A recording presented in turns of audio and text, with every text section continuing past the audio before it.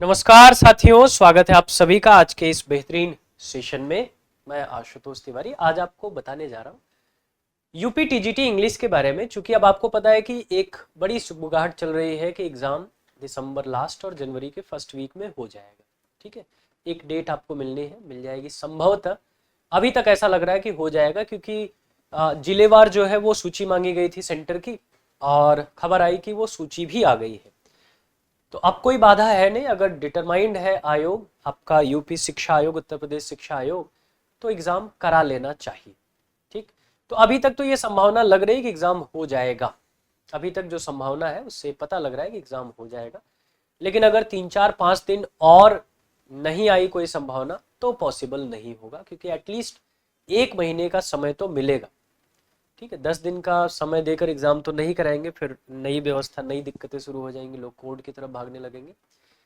तो अभी अगर 1-2 दिन में चीजें कुछ होती हैं तो ऐसा लगेगा, ऐसा लग रहा है कि शायद एग्जाम हो जाएगा। फिलहाल हम अपने आप को प्रिपेयर करके रखें, तैयार करके रखें, कभी भी एग्जाम हो और हमको कोई दिक्कत ना हो, हम तैयार रहें। ठीक है, आज उसी क्रम में आपसे बात करने आया हूं कि ये जो 1 महीने हमारे पास है, मतलब अगर दिसंबर लास्ट में भी हमारा एग्जाम हो रहा है तो हमारे पास 1 महीने है। जनवरी फर्स्ट में होगा तो कुछ समय ज्यादा मिल जाएगा, लेकिन हम ये मान के चल रहे हैं कि हमारे पास है कुल 1 महीने। ठीक है, 1 मंथ। अब इस 1 महीने में हमारी प्रिपरेशन कैसी होनी चाहिए? 1 महीने में हमारी प्रिपरेशन कैसी होनी चाहिए कि हम यूपी टीजीटी इंग्लिश के सारे एस्पेक्ट कवर कर लें और अपना स्कोर बेहतर भी कर लें। क्योंकि ये जानते रहिएगा, इस बार 100+ मेरिट जरूर रहेगी इंग्लिश में। ठीक है, 100+ मेरिट जरूर रहेगी। काफी दिन से लोग प्रिपेयर कर रहे हैं अपने आप को, काफी अच्छे अच्छे योद्धा इस मैदान में उतर रहे हैं, इसलिए प्रिपरेशन अच्छी रखना है। ठीक है, तो ये 1 महीने हमारे पास है, इसका कंप्लीट यूटिलाइजेशन कैसे होगा, कैसे अपने टाइम टेबल बनाएंगे, कैसे अपनी स्ट्रैटेजी बनाएंगे कि हम इस 1 महीने को बहुत बेहतरीन तरीके से यूटिलाइज कर पाए और अपने एग्जाम में वो स्कोर कर पाए जो हमको हमारी सफलता तक ले जाए। क्योंकि आपको पता है यूपी टीजीटी में इंटरव्यू वाला समस्या समाप्त हो गई, इंटरव्यू अब है नहीं। अब सिर्फ आप रिटन एग्जाम क्वालिफाई करेंगे, उसी मेरिट के आधार पर आपका सिलेक्शन हो जाएगा। ठीक है, चलिए तो एक एक करके बात शुरू करते हैं। क्या क्या जानेंगे आज? तो सबसे पहले तो जानेंगे कि यूपी टीजीटी में सिलेबस क्या है, क्या क्या हमको पढ़ना है। ठीक है, फिर उसके बाद जानेंगे कि स्ट्रैटेजी क्या है, स्ट्रैटेजी क्या है, क्या स्ट्रैटेजी फॉलो करेंगे। और फिर आपसे एक चीज और बात करेंगे कि ये जो 1 महीने आपके पास है, इसमें एक सुटेबल टाइम टेबल कैसे बनाए अपनी स्टडी के लिए। ठीक है, ये 3 चीजें आज के सेशन में आपके साथ डिस्कस करने वाले हैं। सबसे पहले आपको बता दें क्या क्या आपको पढ़ना है, फिर उसके बाद उसी के अकॉर्डिंग अपनी स्ट्रैटेजी पे हम लोग आएंगे। अगर मैं यूपी टीजीटी इंग्लिश की बात करूं तो जो सिलेबस आपको दिया गया है वो सिलेबस कुछ इस तरीके का है कि फॉर्म्स ऑफ लिटरेचर आपको पढ़ना है। ठीक है, फॉर्म्स ऑफ लिटरेचर पढ़ना है, ग्रामर वाला सेक्शन आपको पढ़ना है, उसकी भी चर्चा आगे करेंगे, ग्रामर वाला सेक्शन भी पढ़ना है। लेकिन लिटरेचर वाले पार्ट में बात करें तो एक तो फॉर्म ऑफ लिटरेचर ये आपको पढ़ना है, जिसमें फिगर ऑफ स्पीच भी आपको पढ़नी पड़ेगी। ठीक है, दूसरा ऑथर एंड देयर वर्क, कौन कौन से ऑथर है, कौन कौन से राइटर है यूपी टीजीटी इंग्लिश के लिए जो हमको पढ़ने हैं। 4 राइटर हमको दिए गए, सिर्फ 4 राइटर पढ़ना है यूपी टीजी। अब कहने को तो सिर्फ 4 राइटर है, लेकिन वो 4 राइटर ही अपने आप में मतलब इतने महाबली हैं लिटरेचर के कि बहुत अच्छे अच्छे क्वेश्चंस और बहुत फंसाने वाले क्वेश्चन हमको दे देते हैं। जैसे आपके एक तो विलियम शेक्सपियर ही है ना, वो एकदम प्रशांत महासागर की तरह दिखते प्रशांत है, शांत है, लेकिन अंदर बड़ी गंभीर लहरें लेकर बैठे हुए। तो वैसे ही विलियम शेक्सपियर साहब, ऐसे ऐसे वर्क उनके हैं। और विलियम शेक्सपियर अगर आपके सिलेबस में है और उसमें उन पे क्वेश्चन ना आए, ये असंभव है ना, क्योंकि उनके बिना लिटरेचर की कल्पना ही संभव नहीं है, इंग्लिश लिटरेचर की। तो विलियम शेक्सपियर तो इंपॉर्टेंट हो ही जाते हैं। इसके अलावा जॉन मिल्टन आपके हैं, विलियम वर्ड्सवर्थ है और जॉन गाल्सवर्दी है। 4 राइटर आपको पढ़ने हैं, Shakespeare, Milton, Wordsworth and Galsworthy. ये 4 राइटर पढ़ने हैं, इनके वर्क्स पढ़ने हैं, इनकी लाइफ के बारे में पढ़ना है।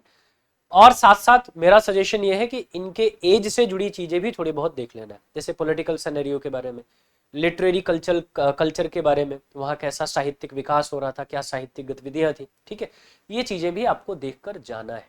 हिस्ट्री ऑफ इंग्लिश लिटरेचर आप समराइज तरीके से पढ़ना चाहे, रिवाइज करना चाहे तो कर सकते हैं, लेकिन ज़्यादा क्वेश्चन भटकते नहीं हैं। क्वेश्चन इन्हीं राइटर्स के इर्द गिर्द रहते हैं, तो इनके एज को तो एक बार जान लेना जरूरी होता है, वहां से क्वेश्चन मिल जाते हैं, ठीक है। फिर उसके बाद आता है आपका ग्रामर का सेक्शन, जिसमें spotting error, fill in the blank, close passage, antonym, synonym, idiom, phrase, ठीक है, one word substitution, sentence correction, sentence shuffling, active passive. इसके बाद आपका आता है रिसफल ऑफ वर्ड्स,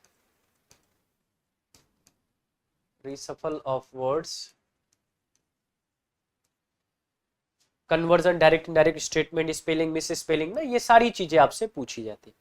अब इसको अगर मैं इन शॉर्ट करूं, मतलब मैं शॉर्ट में आपके पास लेके आऊं, तो मुझे पढ़ना है क्या, एक तो मुझे पढ़ना है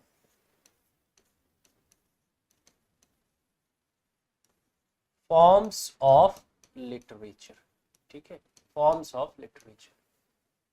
दूसरा मुझे क्या पढ़ना है, दूसरा मुझे लिटरेचर वाला पार्ट पढ़ना है। लिटरेचर वाले पार्ट में मेरे पास 4 राइटर हैं। एक आपके हैं विलियम शेक्सपियर,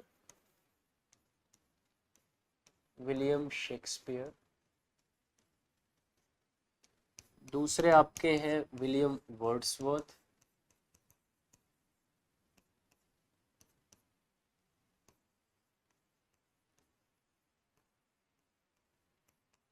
तीसरे जो राइटर आपको मिलते हैं इसमें पढ़ने के लिए वो है आपके जॉन मिल्टन, और चौथे जो राइटर आपके हैं वो है जॉन गाल्सवर्थ। मतलब आपको पढ़ना है, 2 विलियम पढ़ेंगे, 2 जॉन पढ़ेंगे ना, यही पढ़ना है। इसके अलावा जो आपका नेक्स्ट सेक्शन आता है वो है ग्रामर का, ठीक है।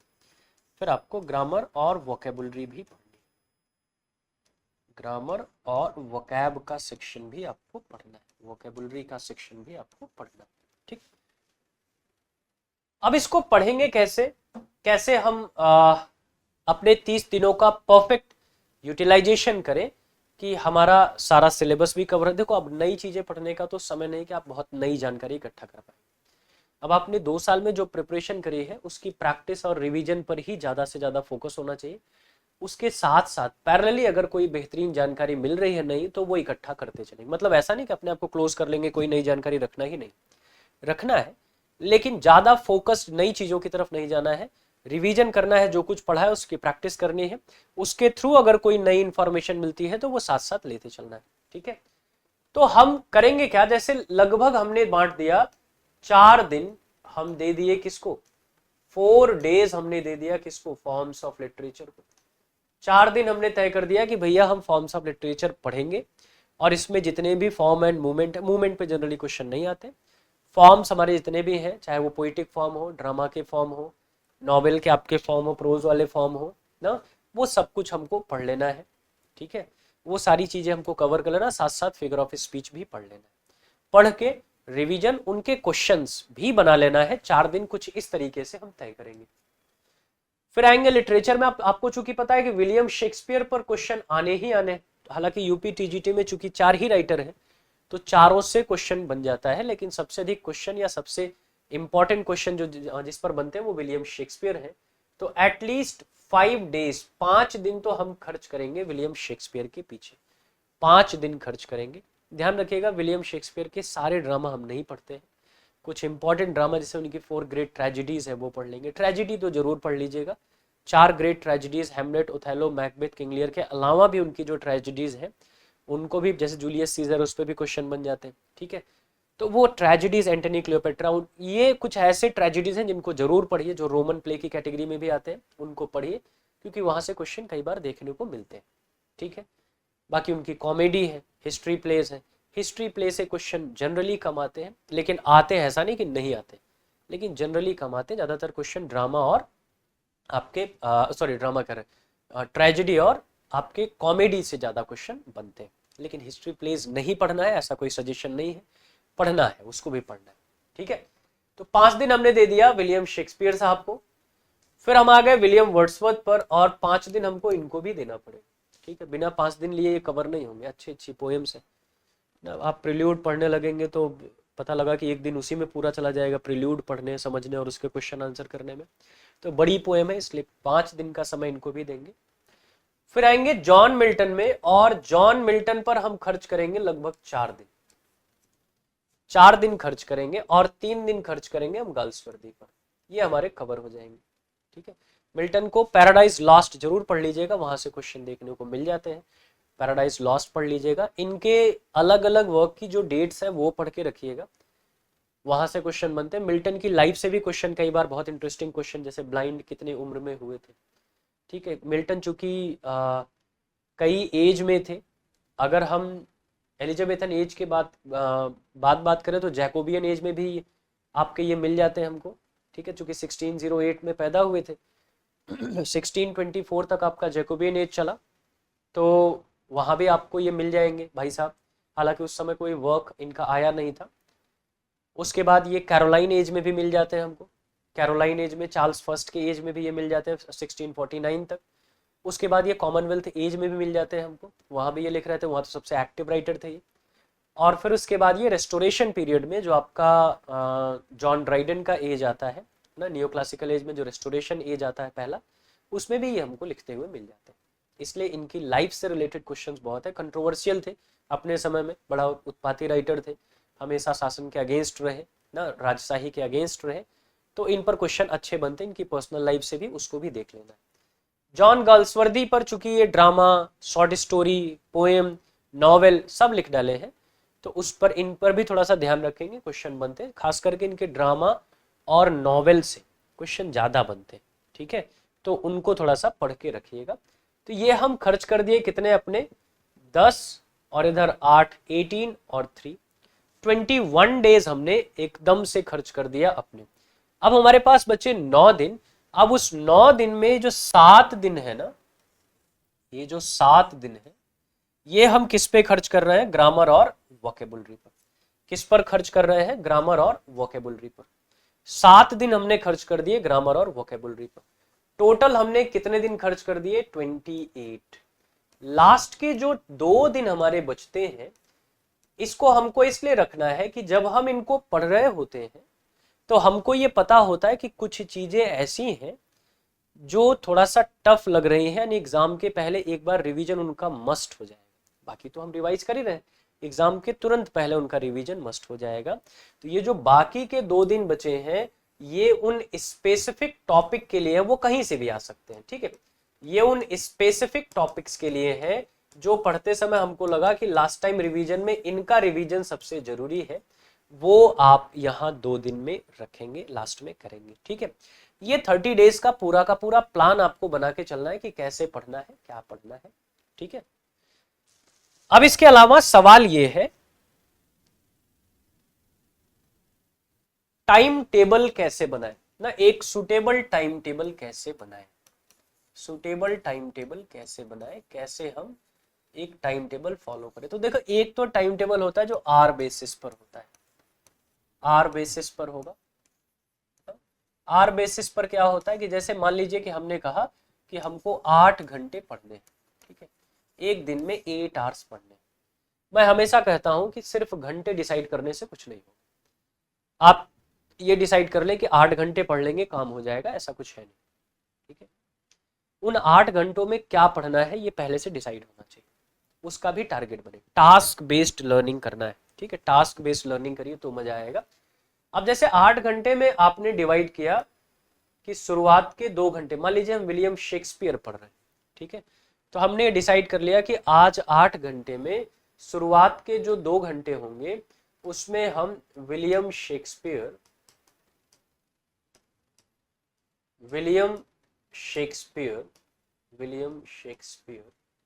की बायोग्राफी कवर कर लेंगे। बायोग्राफी कवर कर लेंगे, एक एक फैक्ट जो एग्जाम के लायक है वो हम कवर कर लेंगे। अब ये 2 घंटे हमको मिले हैं, मैं जनरली बता रहा हूं, आप 3 घंटे 4 घंटे भी रख सकते हैं, सिर्फ 2 घंटे नहीं, मैं तो आपको खाली आइडिया दे। अब ये 2 घंटे में ये मुझे कवर करना है, ये टॉपिक मेरे लिए है। अब पता लगा मैं पढ़ रहा हूं तो पढ़ते समय ये टॉपिक 1 घंटे में ही कवर हो गया और मुझे प्रिपेयर हो गया, तो अब जो कॉन्फिडेंस बढ़ेगा ना, वो अलग लेवल का होता है, क्योंकि आपने सिर्फ घंटे खर्च नहीं किए, आपने उसमें कुछ अचीव भी कर लिया। 2 घंटे 15 मिनट भी लग जाए तो कोई बड़ी बात नहीं, क्योंकि हमारा टारगेट एक्चुअली ये सेकेंडरी है। ये जो हमने घंटे तय कर रखे हैं ये सेकेंडरी। हमारा टारगेट क्या है? हमारा टारगेट ये है कि ये मुझे आज अचीव कर लेना है। जब तक ये नहीं आएगा तब तक अगले टॉपिक की तरफ नहीं जाएंगे।